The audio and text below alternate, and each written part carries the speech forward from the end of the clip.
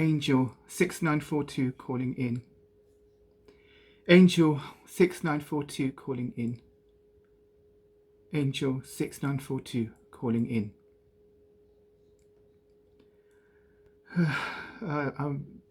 I'm a bit confused. I've just woken up from a blackout. So I think the date is Friday the 8th of July 2021 according to the humans. I know I've been getting the dates quite mixed up lately, but I think it is Friday the 8th of July, but I'm not sure. Anyway, these blackouts are continuing to happen, but strangely they're not happening during the human host shifts at work, before or after, so he's not getting into trouble for being late or missing shifts, which is really strange. I mean, it feels like someone or something is doing this deliberately. I don't understand. Now, the human host called his doctor, but he reached the receptionist and he was given something called a telephone appointment, but he waited and waited and waited and then nothing happened. So he phoned back and he was told he missed it and they arranged another one. And this kept happening until at some point the receptionist said, "Fine, I'm not giving you any more. You're missing too many." And it's worrying. Now I do wonder if I've been in a human host's body for too long. Have we been inhabiting human bodies for this long? I mean, it's been 7 months. And I'm worried that this is affecting both the hosts and my mind.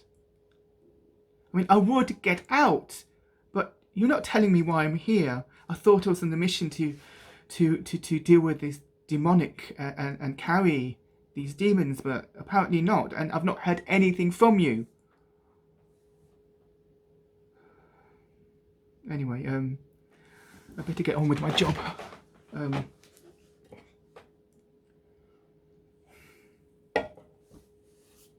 report back to you. The big news this week is that Bojo had a conference and he confirmed that on July the 19th all the restrictions would be lifted. So there will be no more enforcement of social distancing and wearing of masks. And I think something's going to be happening to the quarantines. So good news, the people can hug again and people can sort of like not wear masks and be free to breathe. And there was today a report, there was a spike in holiday booking. So everything hopefully is getting back to normal and everybody's happy. No, I mean, these are human beings. They're never happy. They're not happy until they're not happy. Anyway, after months and months of people suing, threatening to sue the government and complaining about how lockdown was ruining their lives and was worse than the coronavirus and how their lives and their businesses have been restricted by the social distancing and that, you know, they can't communicate or be with people by wearing masks. Well, now people complaining that their lives are being threatened by the lifting of lockdown and it's happening too soon and there's too many variants out there, and that it's dangerous, and that school children are being put at risk and the people that aren't being vaccinated are being put at risk. And there's also some people that feel they are vulnerable and they said they've cancelled holidays and they've cancelled events. So they're not going to. So instead of being free to go out, they feel that they're locked in. And you wonder what would happen now. I mean, what would that billionaire Andrew do now that nobody are still not going to see his theatres? No, and it's nothing to do with the laws. It's just to do with the people being very, very scared all the time. Oh, I wonder. It's not easy. Now, on Wednesday, the human host was working. Wednesday night, he was working, sort of booking the very few tickets they were getting. And he heard on the street there was screams and shouts and cries, and he thought, oh, something really, really bad has happened. But no, England had won against Denmark in the Euro 2020, which is happening in 2021. So it's a football game. They won it. And apparently it was a very, very exciting football game. And England had won with penalties. Now, penalties. Now, do you remember I explained before that in football, usually there's a lot of men in shorts chasing this ball to the left of the field and to the right of the field and to the left of the field, to the right of the field and to the left of the field and to the right of the field and to the left of the field, to the right. Well, no, penalties, that doesn't happen. No. Penalties, a man stands in front of a net and the players from the other side kick balls at him, which must be very painful having a ball in your face, loads of balls in your face. That's not nice. Anyway, and now England won because of the penalties, but they said that they cheated because apparently, well, you could see it on the news afterwards, but somebody shined a laser light in the eye of the man in the net, and there was this green light. So it caused him to be hit by the first ball, but luckily he managed to dodge the second ball, and it went straight into the net. But somehow England won. Don't understand. Anyway, and also the England fan booed and set off fireworks during the theme song for Denmark, which is very, very, very rude. Very rude. And so the organisers of Euro 2020, which is happening in 2021, they're called UEFA, as I explained, spelled MAFIA. They have charged England with having very, very, very rude and naughty fans.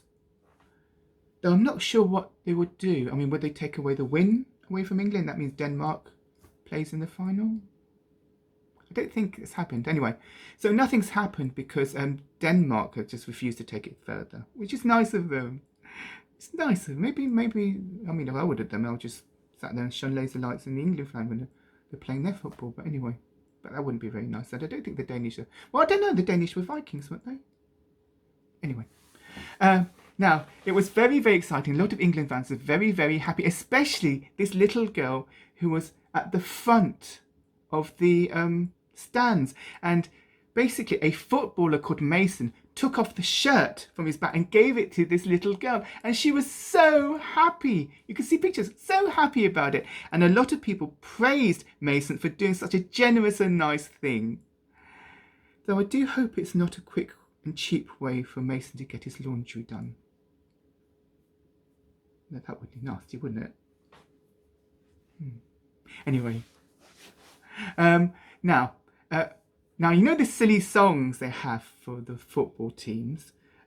Well, England has changed this. It used to be called 3 Lions on a Shirt because England used to have 3 lions on their shirt. Well, I think they do. But now they've changed it to Sweet Caroline because... I don't know. I don't know why they changed it. It makes no sense. Like most things. Now, Sweet Caroline was a song written and sung over 50 years ago by an American called Neil. And Neil had written it about the daughter of a former president. I mean, I presume he must have eaten her to know what she tasted like. Now, I just wonder if Neil had to use champagne to wash down Caroline because, all the hair and the gristle and the makeup. Now, champagne is a fizzy drink, a bit like Diet Coke. But not as nice. And it's something called a sparkling wine. But apparently only certain places in France are allowed to call their sparkling wine champagne. Well, that was until this week, where the French producers were forced to change the labels on their sparkling wines that they sent to, or the champagne sent to Russia, from champansky, which I presume is a Russian for champagne, to sparkling wine. Mainly because Russia had passed a law saying that only sparkling wine made in Russia can be called champansky. Anyway, now a lot of the Russian producers were very outraged about this, very, very angry, and they said, how dare you, because champagnes can only be made in this place in France called Champagne.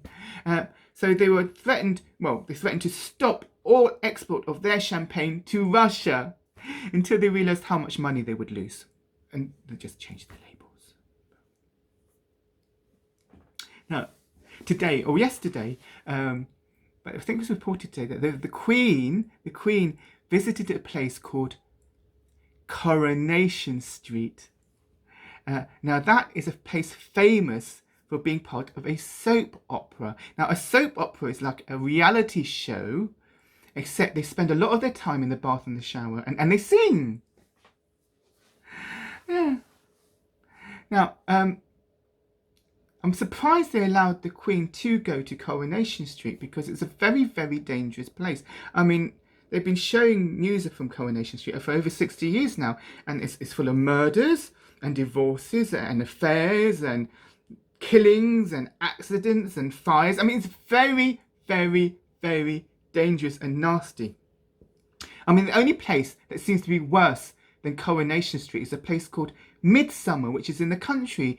And every week they have a murder. They have a murder every week. And, you know, it takes them 3 murders before they find out who did it. It's terrible. And they only have one police officer that does anything, called Barnaby, and his cousin. You know, maybe it's the nepotism. Anyway, yes, the Queen went to visit Coronation Street, and she spent her time in a place called Rover's Return, which is an inn like what JC was born in. Yeah, well, not the inn, the barn. Anyway, and the Rover's Return is an inn where a lot of people stand up in and talk about things. I don't really know what they're talking about, and just wait. They're waiting for this dog to return. But it never has. I think it must have been dead now after 60 years.